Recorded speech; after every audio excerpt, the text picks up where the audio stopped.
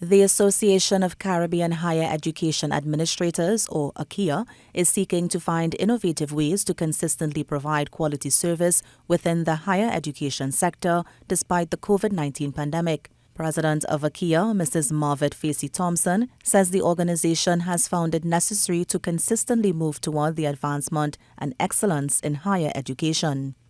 As Peter Drucker once said, the best way to predict the future is to create it.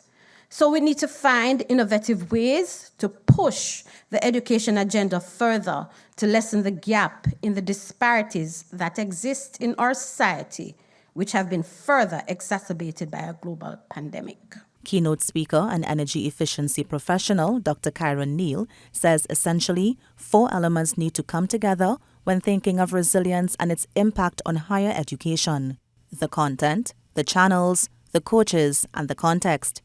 As it relates to the channels used to share the content, he said coaches must be sensitized to the learning diversity. So there are some, students who are more visual in terms of their learning. There are some who are more tactile, practical, feeling touch. Those are more auditory in terms of they prefer listening or, looking at podcasts.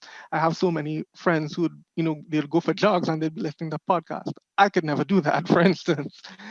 Just to give you a reference to making sure that the channels that are used are sensitized to that. The 3-day conference will also include an ACHEA artisan market where arts, crafts, Caribbean couture, and natural beauty supplies will be on sale. Kimberly De Souza, TTT News.